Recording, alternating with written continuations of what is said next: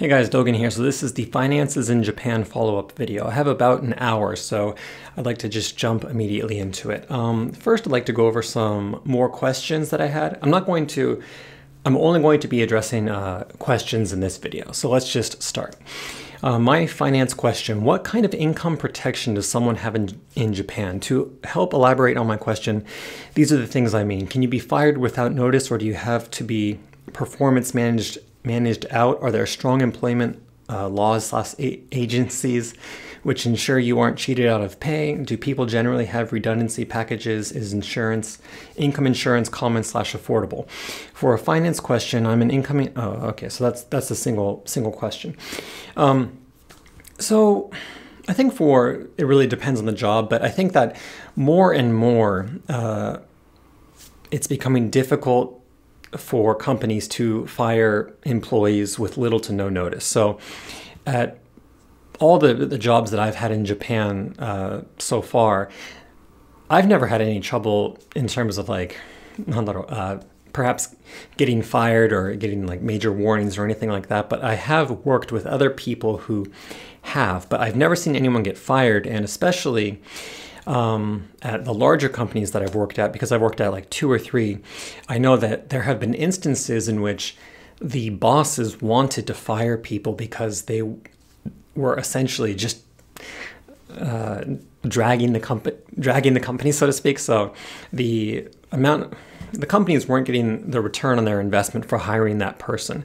They were losing a lot of money, and so they wanted to fire these particular individuals, but they weren't able to because I'm not sure if it was laws or the agencies, as you mentioned, but I do know that the way that it was set up at that company is that there was a process of multiple warnings that had to be spread over a certain period of time before someone could get fired. So I don't really know too much more about this particular question. I don't know about insurance, income insurance, but I do know. Okay, this is maybe some good information for you. If you pay into 雇用保険, maybe this is actually income insurance, but if you pay into unemployment insurance, which you will be paying into at most major companies in Japan, if you pay into that for, I believe it's a year and a half is, I believe, the minimum pay into period. But I think that if you pay into it for a year and a half, then if you are ever fired, or if that company goes out of business, or if something happens to you and you're out of a job, then there are offices in every major city called Hello Work offices. And these are like, it's kind of like employment.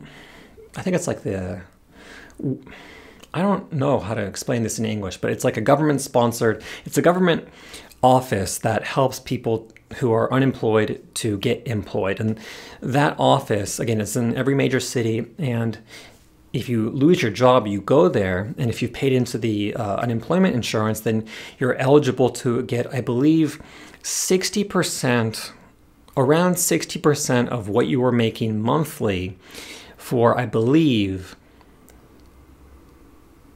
a year and a half. I can't remember off the top of my head if you had to pay into it for a year and a half, or if you could receive those payments for up to a year and a half. I believe that you can actually receive the payments for up to a year and a half, provided that you've worked at your previous job for a minimum period of time. So that might have actually been more than a year and a half. It might have been like a couple years, 2-3 years. But so yeah, the government is trying to make it such that if people are out of work, or if they get fired, or whatever happens to them, that they're not just out on the streets, so to speak. So I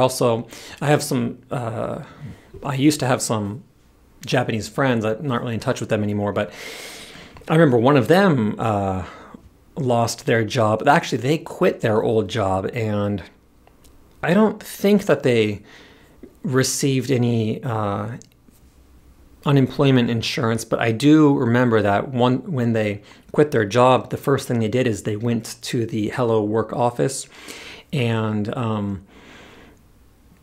when you go there, it's not only an office where you can get set up to receive those payments, but also they have all of job listings. So like multiple job listings that you can basically apply for immediately. So you say, I'm out of a job.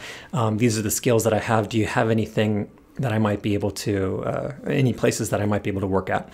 And they can give you recommendations. And again, the friend that I had lost their job, went to that office, and then got a new job in just, I believe it was about a couple months through the Hello Work. So, and in Japanese, that's called Haro wa. Okay, let me check the time so I can put the time stamp in there. Okay, about 6 minutes. Okay. Yeah, haro wa is what it's called in Japanese. And again, even foreigners can receive those payments. So I've known foreigners that have also gone to Hello Work and gotten new jobs through that agency, and also received their unemployment insurance payments by going to Hello Work. So I think that's probably a pretty good answer to that question. So let's move on.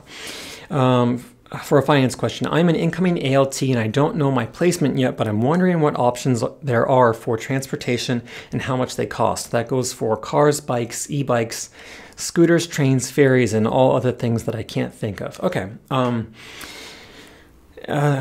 there's another ALT question. So I'm an ALT and I have a limited budget. What are your budgeting and saving tips so that I can take care of bills, rent, food, fun, etc.? Okay.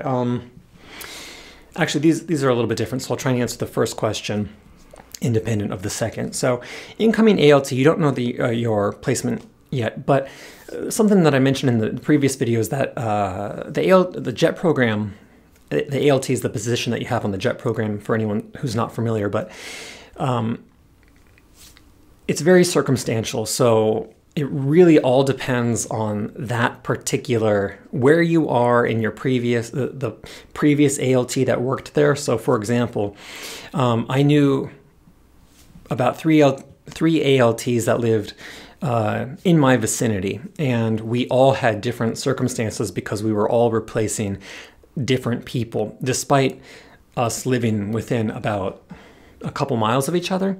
So for example, my predecessor, the guy that was an ALT at the schools that I ended up teaching at, he was trying to get rid of his car that I believe that he bought used from his predecessor.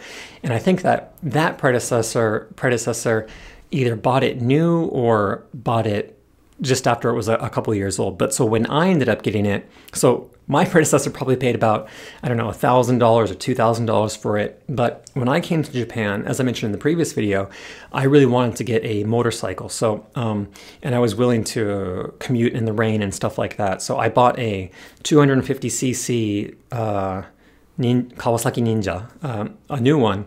That was the first thing I did when I came to Japan, essentially. And it's a pretty affordable bike, but my predecessor was trying to get rid of his car because he was leaving Japan. So he said, hey, can I sell you my car? And I said, oh, I'm sorry, but I'm buying this motorcycle, so I really don't need it. And he said to me, okay, well, I have to get rid of this car, so I'll sell it to you for $200. Will you buy it then? And I said, yeah, sure. So I ended up getting it was a really old kind of a, do you say beater? I forget the term for it, but it was a bad car, a little mini car that was like 10, 15 years old, but I ended up getting it for $200, which is, it's fine. Probably at least 15 years old, if not 20, but maybe more like 15. Anyways, I got the car for real cheap, but another ALT that came in at the same time as me ended up paying like $1,000 for the car that they ended up getting because their predecessor had bought that car fairly new because they had been an ALT in Japan for like 4 years and they had saved up a lot of money, and they were planning on, I don't remember exactly, but they bought that car fairly new, and so my friend, the ALT that came in with me, had to pay like $1,000 or $2,000 for that car. But so yeah, it's very circumstantial. The one thing that I will say is that I've also had a scooter in Japan, a 50cc scooter. I actually used to commute to APU on a 50cc scooter, and I think that if you can if you're close enough to your job where you can go by scooter, I think it's a great option. So I remember I bought a brand new scooter when I came back to Japan, specifically to go to my old teaching job and then to go to APU later. But yeah, I bought that new for like $1,000, maybe like $1,300, and I used it every day. And you know, gas is really, really cheap with scooters because they have small tanks and their gas efficiency is so good. So if you're in a situation where you can get away with using a scooter, it's a really, really cost-effective option. So cost-effective, yeah, it's a good option if you're trying to save money. And that goes actually for the second question as well, which is the next question, the ALT with a limited budget. What are your budgeting and saving tips so that I can take care of bills, rent, food, fun, etc.? If you're already in ALT, you've probably figured out your transportation already and you don't need to worry about buying a new car, but a scooter is a fantastic option for people that are coming in because you can get it new and it'll definitely be reliable for essentially your entire 5 years, up to 5 years in the JET program. So that's a good investment. But if you're already in ALT, this is a little bit more difficult for me. I'm kind of a loner, and I've talked about this before, but basically the entire time I was in the JET program, I just stayed locked in my room, like studying and writing. So I didn't go out very much, and I was able to save a fair amount of money because I didn't go out very much and I didn't spend a lot of money. And I was also consciously frugal in terms of like food costs and stuff like that. So one thing, there's a bunch of like little things that you can do. You can buy cheap rice in bulk, and you can also like buying a bunch of oatmeal in bulk is a good option if you can stand oatmeal. I quite like oatmeal, but oatmeal is a good option. Natto, so fermented soybeans, are like super, super healthy, and they're also super, super cheap. And you can buy them anywhere at supermarkets or at konbini or wherever it might be. One thing that I will say is that konbinis in general, they seem quite cheap if you go there for just like a single meal and you get like a single bento set or whatever, but you can usually get similar bento sets that are fresher and healthier by going to the supermarket, and that goes for onigiri as well. So rice balls, you can get like rice balls at konbini as well, but they're usually, they've got a lot of like preservatives inside of them, and usually you can get even cheaper, better, healthier rice balls at the supermarket, the local supermarket. So that's one thing I would recommend. Yeah, fermented soybeans, oatmeal, if you can stand it. I also used to have a lot of whey protein because I worked out a fair amount as well when I was still like back into tricking and stuff like that. So I would do like protein shakes with oatmeal inside of them and like peanut butter and stuff like that. So that was a good way to make like a super quick meal that was affordable. Any other good options? If you're in you've probably already figured this out if you've been in Japan for any amount of time, but one of the first things that you want to do if you're in a place where you have to ride trains to commute is that you want to get a teikiken, so a commuter pass, rather than buying tickets each time. It's usually cheaper to buy a commuter pass for like a set length on that track. So again, that's kind of, most people know that, but if you don't, that's another good thing. Any other tips that I can think of for saving money if you're already in Japan? One thing that I will say, and I wish I wanted to kind of touch on this in the previous video because I don't think that I did a very good job of explaining it, is that investing and saving money, it's really all about your mentality. And what I mean by that is that once you kind of learn about cumulative interest and how much more money you can have, just how much more money you are basically almost entitled to just for having a little bit of money, that will really change the way that you view things. And what I mean by that is, in today's developed world, essentially, for every dollar that you have, you're almost, again, entitled to at least a cent, if not 2 or 3 cents on that dollar. So all of these like online savings accounts that high interest savings accounts that I talked about in the previous video, again, they offer like 2%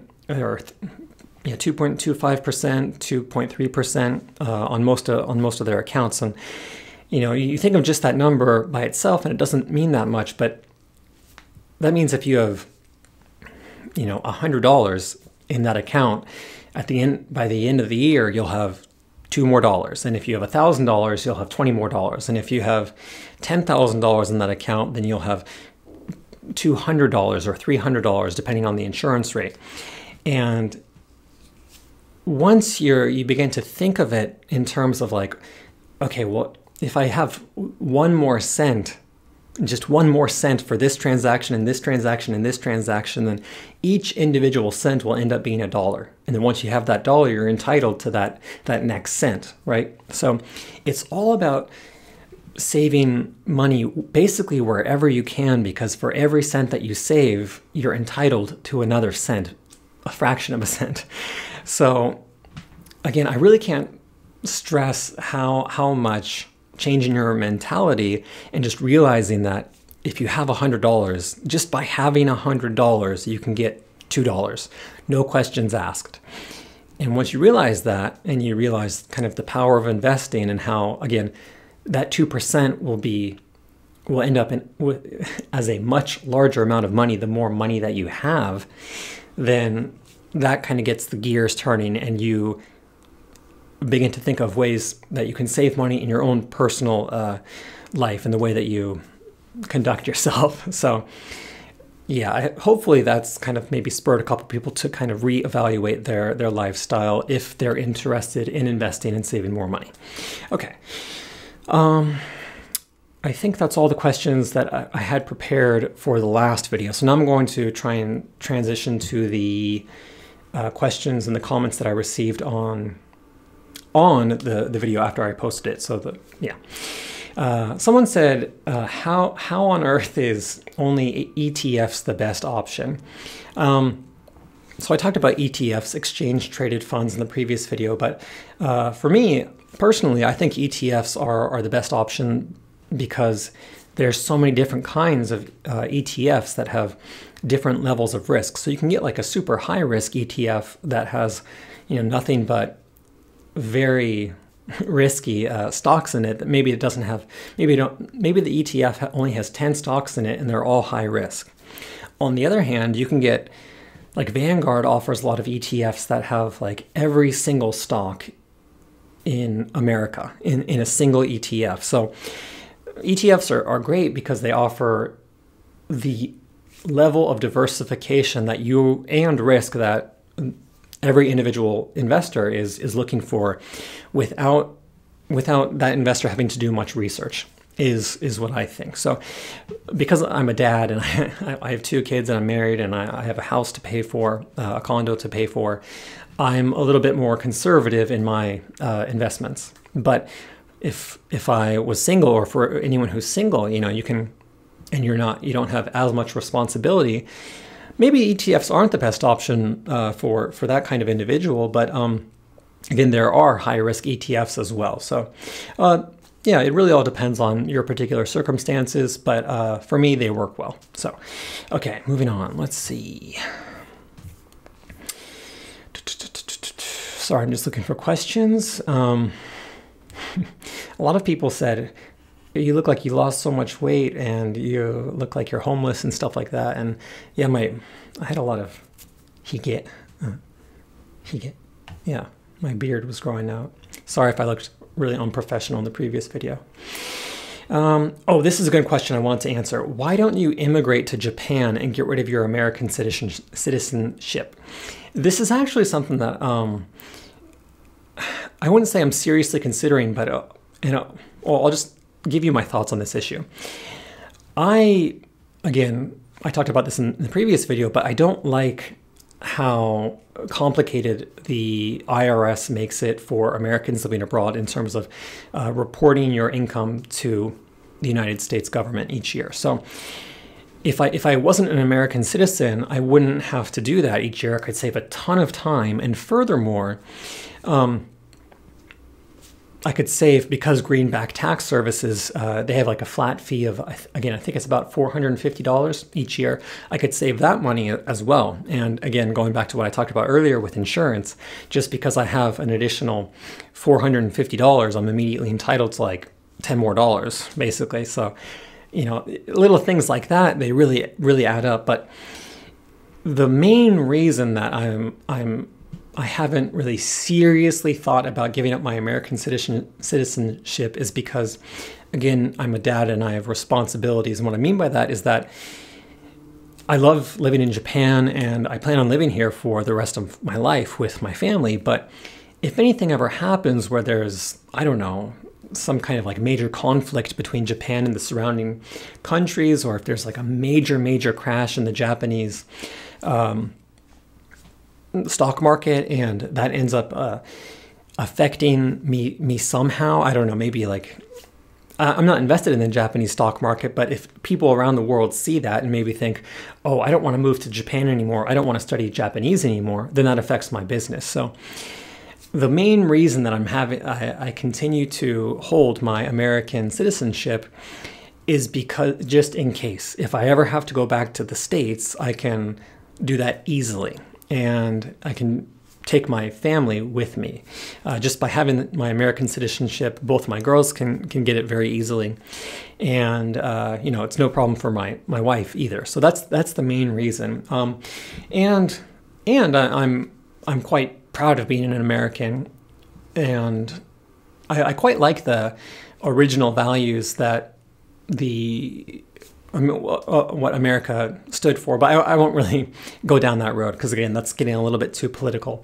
But yeah, the main reason I am proud of being an American. I also love Japan, however, but just because it's a little bit complicated in terms of if anything ever happens, it would be complicated to try and go back to the States if I didn't still have that. So again, it's kind of more of an insurance policy than anything else. Yeah, I'll just leave it there. Again, I'm trying not to get too political. Okay, so I was just about to open an investing account, but I'm also planning to move to Japan for work this coming July, so this video could, okay. Okay, there was kind of just a thank you comment.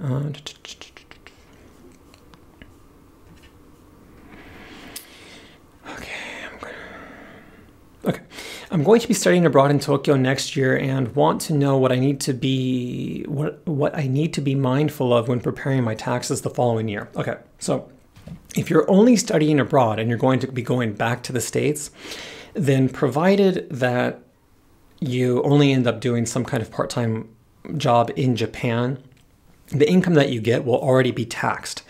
And because you don't have to pay taxes to both countries, you probably don't need to do anything at all, as long as you're also just filing to the United States. So I forget like the minimum age for filing, what it is in the States. Anyways, if you're only studying abroad, it really won't be a big deal if you're only doing local work in Japan. But if you're doing, again, a lot of like online work, and the money is being generated from the States, if you're able to not send that to Japan, so if you bring as much money as necessary when you initially come to Japan, and you can avoid sending that money later on, then it'll make things much easier for you. So try and send as little as money as possible, and it'll make everything much easier. Because yeah, if you're getting just a local income, the taxes will all be taken care of. And if you don't need to send it, then you can just do something like TurboTax or whatever to file any income that you make that's generated from the States. And again, that doesn't get sent to Japan. So just try not to send it and you should be okay. Okay, can you add links to those websites that you mentioned? I'm a non-native. Oh, yeah, sorry about that. I wanted... yeah, the main reason I didn't add the links is because of the trouble that I'm having with my fingers. Although the links were in the video, I probably could have copied. My apologies. Please accept my apologies for that. Okay, let's see.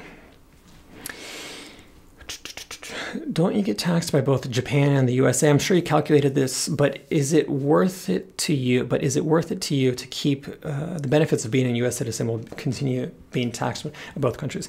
Yeah. Someone answered this question for me, but I'm not taxed by both countries. I'm only taxed by either of. The only issue is that I have to report my taxes to the United States, which takes a lot of time each year, even if I go through greenback taxes. And also I have to pay like $500, $450 to them. So it's, again, I talked about this just a minute ago, but those annoyances aren't enough for me to relinquish my American citizenship and the insurance that comes with that. So, okay, great video. Great video. Was wondering if you know what, if it's possible to invest Japanese yen directly on a website like Interactive Brokers without converting to USD first. I'm a EU citizen living and working in Japan. I believe that it is possible. And the reason that I say that is because they do have a local office here. And if I remember correctly, they have different, when you make your account, I think you have to specify the main currency that you will be using, using to invest. And I believe that also Japanese people, normal Japanese citizens, can make accounts with them as well. So as an American, every American has a social security number, and all foreigners, all Japanese citizens, as well as I think foreigners in Japan that have been here for I forget the minimum amount of time, but basically there's a Japanese equivalent to social security numbers. And when you make an Interactive Brokers account, you have to put in that information, the Japanese social security number. My number is what it's called. Go figure. But because there's a section where you do that, I do imagine that it's possible for Japanese people to make accounts, and therefore that it's possible to invest with Japanese yen directly without converting to US dollar. So hopefully that answers your question. Thank you for this video. I'm trying to answer my question on safe and for trying to, okay, buy safe. I'm not a US citizen. Maybe I can go after Japanese stock market and brokers and buy ETFs and other kind of, but so there's a lot of things. Okay, sorry, there wasn't a question there, but thank you for the comment. Hello, I was wondering, are you still into tricking? I wish that I could trick, but I don't have enough time, and also I'm getting a little bit old, so my joints are starting to kind of not work the way that they used to. So it's a little bit dangerous for me to go around doing like backflips and stuff like I used to. Okay, let's see. Oh yeah, so there was a really advanced question. This video is right up my wheelhouse. I will add to my own comment after, I will add to my comment after I finished watching. One thing that I'm specifically interested in is how to be able to obtain debt on real estate purchased in Japan. I've already purchased several properties in Japan, and I was limited to purchasing with cash due to being a US citizen. Okay, I love leverage for investment properties, so I would love to hear if I can slap a loan on any of these properties without residing in Japan for a decade. Thanks for the content. So I can't really answer this question specifically, but there are a couple things that are related issues that I'd like to briefly mention. And I think I might have talked about this a little bit in my previous video about, one of my previous videos about buying a condo in Japan. But in Japan, real estate value typically goes down, as opposed to in the US, where at least in any major city, it goes up over time. So again, I mentioned that my brother was living in Silicon Valley, and he had a condo, or he has a condo there, and he said that since the time that he's bought it, it's already gone up in value, like, I don't know, by more than, I think 20% is what he said. But in Japan, it's the opposite, whereas like a condo like mine, it'll slowly but surely lose value over time. And I think I believe that the main reason for that is because of the population crisis that I kind of talked about in the previous video. But I think that land itself in Japan might be an okay investment, but buying like houses and condos in terms of, as a form of investing isn't a good idea. I believe it was a good idea for me because even if the value goes down over time, that's still value that I'll have later on if I decide to move. Whereas if it was an apartment that was already the same cost as what I'm paying for this place in terms of the monthly cost, that's all money that I'll never see again. So that's, again, the main reason that I thought it would definitely be in my best interest to buy a property in Japan. But I can't really answer your question about how to leverage properties in Japan in terms of making an investment. Again, I personally wouldn't invest in Japanese real estate.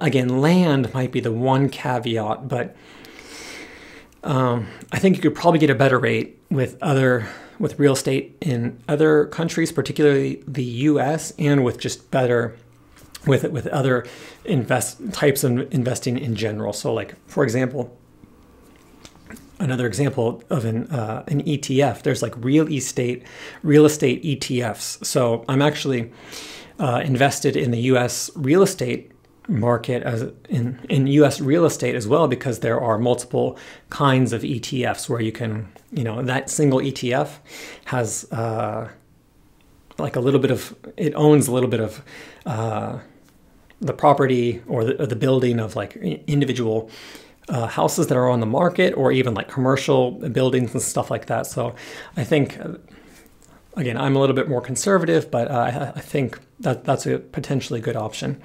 Yeah, I think the easiest thing for you, if you're dead set on investing, on trying to make money on the properties that you already have in Japan, is probably to go through a Japanese person. And I apologize that I'm not able to offer any more advice on that particular issue.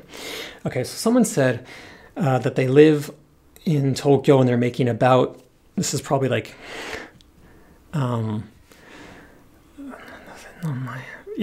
like about $1,500 a month. Is that okay? Or is that enough? Again, going back to what I was talking about earlier, it's always possible to save at least a cent or at least $1. And a cent and $1 is not insignificant, if even individually. A lot of people think that it is, but I don't believe that it is. And in Tokyo, it's very difficult to save money, which is one of the reasons that I recommended in, again, that previous video about buying a condo and in life in Japan and stuff like that, outside of Tokyo, just because it's very, very difficult. Everything in Tokyo costs more than it does in anywhere else in Japan. But you can always cut your costs and you can always try and save money somehow. So with $1,500, like in the middle of Tokyo, that's really, really, really difficult. But I do know of like various housing options that are like $500 or $600 a month, and they are basically in the heart of Tokyo. So they're not like amazing. They're more like share houses and stuff like that. But there's always options like those as well, if you are committed to investing. Again, to each their own in terms of what they're trying to do in life, if investing is important to them or not. But okay, with the combination. Okay.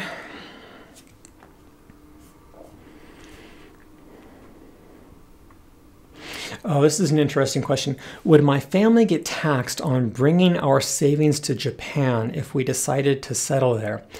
I don't know the answer to that. I don't believe so. But there would be a lot of factors involved. So, for example, your name is, well, it's a non-Japanese name. So, for example, I believe that if you were married to a Japanese person and you were somehow able to bring your savings to Japan through them, there's probably you'd probably be able to pay less if you were in fact taxed by bringing your savings to Japan, than as opposed to if you did it through only people yourself or anyone else, non-Japanese passport holders is basically what I'm trying to say. So I don't know the exact answer to that question, but yeah, sorry, sorry, I'm not able to help you more. I'm not taxed on it when I send money to Japan, although, yeah, my accountants never mentioned it, so probably not. But again, I already pay Japanese income taxes, so it's a little bit difficult to say. Okay, I'm just going to move on because I can't answer that question in any more detail. So would you recommend investing for English teachers who barely make enough to begin with? Yes, again, this is really just going back to what I mentioned earlier at the beginning, but yes, you can always save more money and thus get a return on that savings if that's one of your top priorities. Again, it's all about individual priorities. So if you would rather use that money to enjoy your current lifestyle, then all the more power to you. But one of my daughters is waking up. Sorry, 1 second.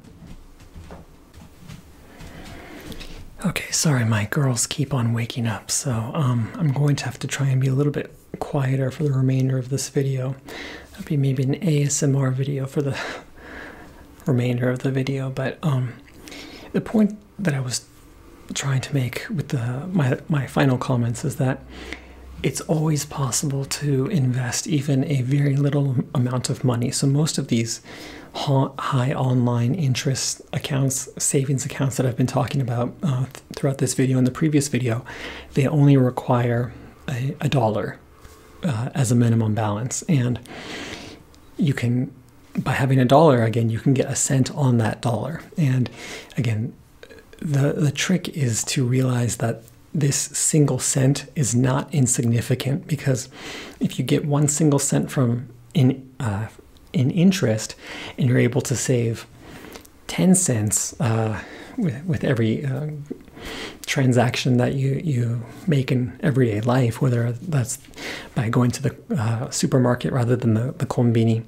and just being a little bit more frugal in general, then that means that rather than investing only $1 into that account and getting 1 cent, you could maybe have $2 in that account and have 2 cents. And that's a difference that you can make in a single day, right? So if you think about things in terms of the long run, if you're getting 3% or 2% guaranteed, and you get to a point where in the future you have $100,000, then you're entitled to, not entitled, but you can get $2,000 just by having $100,000 in that account, right? So as long as you're able to save here and there just a little bit of money, it's always worth investing that, if investing is something that's important to you. So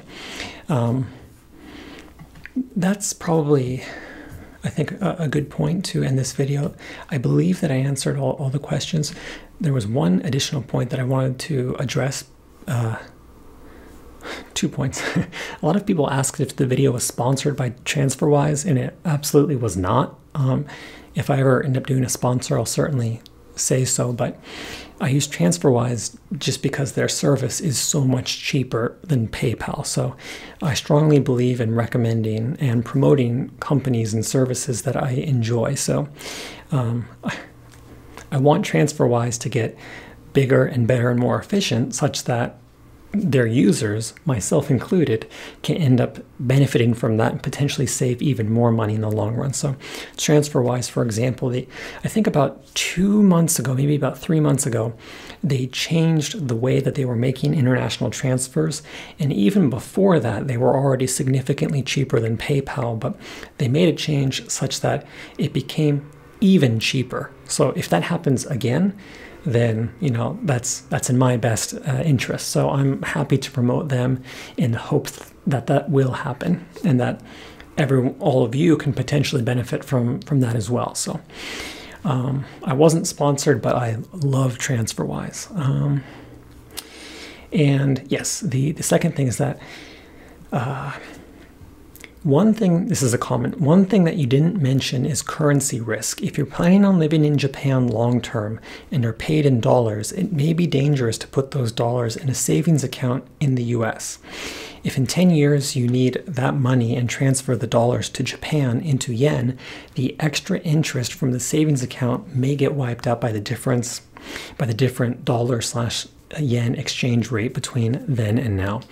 I think this is a very, very good point. And this kind of goes back to what I was talking about earlier in terms of retaining my American citizenship as a form of insurance, because I do plan on living in Japan for the long term, but because there is no way for me to invest locally as an American, I can invest through my wife a little bit, but only up to a certain point, and it's not very beneficial.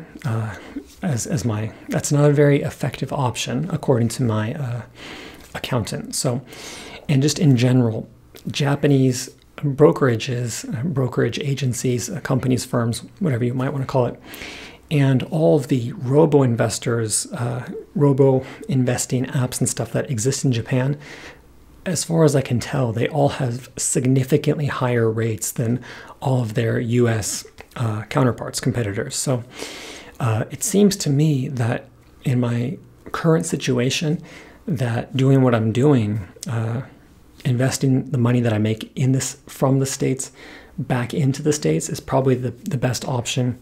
But thank you for this comment, because it's certainly given me something to think about for the future. And maybe what I'll end up doing is transfer some of those investments to Japan and invest through my wife just a little bit, such that the majority is in the States. But as you mentioned, because there's a risk in there if I ever want to move back to Japan, all of it, and the exchange rate changes, then at least I'll have this little bit of money in Japan as well that will have also grown, albeit not as quickly as the investments in the States. So I think this is a good point as well. Sorry I had to cut out a big chunk of that video. I don't know, probably I lost maybe like 7 or 8 minutes, so I don't know how long this video currently is. Probably around 40 minutes or so, but maybe 45 minutes. That's basically everything I wanted to say about in terms of finances in Japan. I still have a couple minutes though, so I thought I'd just give you guys a couple quick updates on the channel, my injuries and whatnot. So the next video, I have 2 options for the next video that I'm thinking about right now. One is talking about the various resources that I use to teach Japanese pronunciation, to study Japanese pronunciation, and consequently, and thus teach it. So, like talking about resources like these, the pros and cons of these various resources. And I have about, I don't know, like maybe 10 or 15 books like this that I plan on talking about. So that's video option number 1. And then the video option number 2 is doing the kind of setup tour and talking about the process that I use to make videos. And in that video, actually a very small amount of that video will be talking about the hardware and the actual the room and like my studio and stuff like that. The majority of it will be talking about the software side of things, because so this kind of goes back to tricking, but there's a guy in the tricking world, his name is Juji Mufu, and he's currently kind of like an Instagram personality. Like he's really popular on Instagram right now. He has like 1.5 million followers or something like that. Anyways, he was kind of, well, he used to be a major figure in the tricking community, and he still certainly is, but he has an awesome blog that I followed for a very, very long time. And the point I'm trying to make is that he wrote an article maybe 4 years ago that was titled "How Keyboard Shortcuts Changed My Life."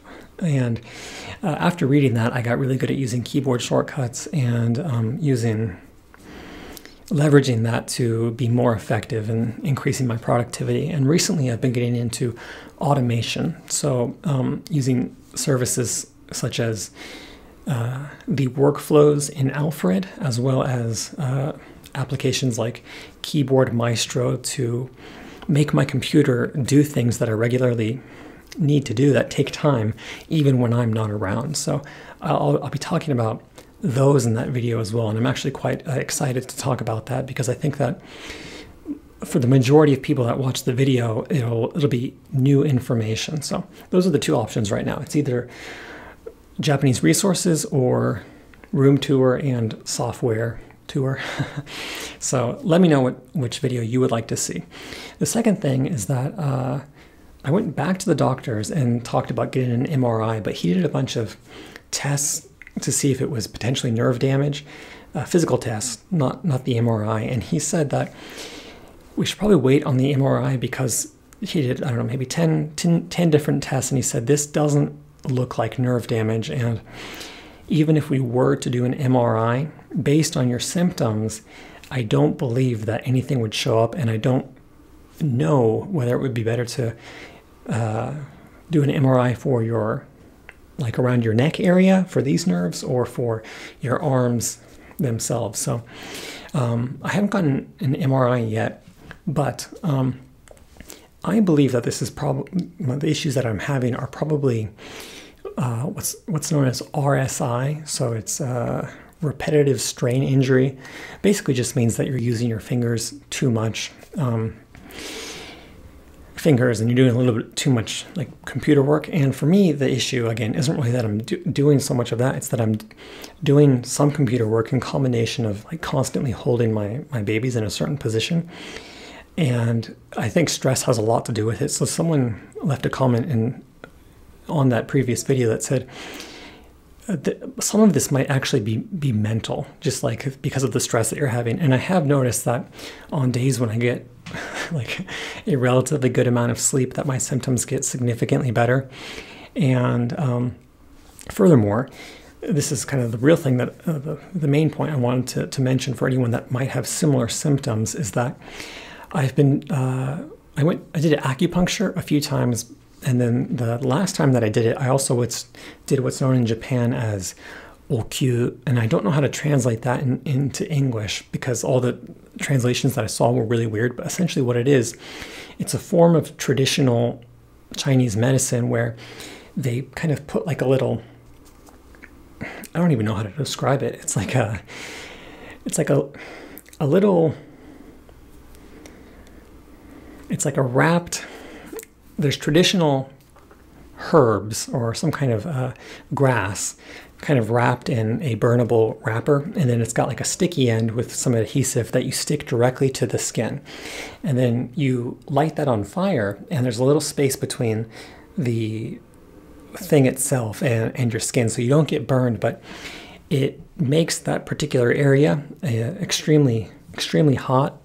It's like it almost burns you. And by doing that, it concentrates your white blood cells onto that specific area. And I noticed that after getting that done to me at the acupuncture place that I went to, that my symptoms got a little bit better. And so I'm not, by no means have I recovered, but my symptoms aren't as bad as they used to be. And that's because I bought a bunch of those that you can use from home. So every night before I go to bed, I put those things on each of my joints up here and some on my arms as well. And then, I light them all on fire, and it's not like big flames or anything. It's just this little kind of burn. But I've noticed that by doing that, I've been able to keep things from getting worse and keep things, again, not only from getting worse, but things aren't as bad. My symptoms aren't as bad as they were at their worst. So if anyone is interested, if anyone, again, has similar symptoms, this is something that I would recommend looking into. Again, in Japanese, it's called okyu. And what I'll do, I got to check the time so I can leave a stamp. So an hour, okay. I'll leave the Japanese right here, and then I'll leave the translation as well, so you guys can look into that if you would like to. So that's everything that I wanted to cover today. I hope that you guys were able to benefit from this kind of a two-part video series on finances in Japan. Let me know what you want me to cover in the next video, whether it's the resources or the room setup tour, software tour, and what other what other topics you would like me to cover in this kind of long form nantoka in Japan. So something in Japan, whether that's finances in Japan like this video was, or studying Japanese in Japan, or whatever it might be outside of phonetics and pronunciation and stuff like that. So again, just general topics that you'd like me to cover. I'm starting to ramble, so I'll just cut things right here. Thank you for your continued support, and I look forward to speaking with you all again soon. Bye.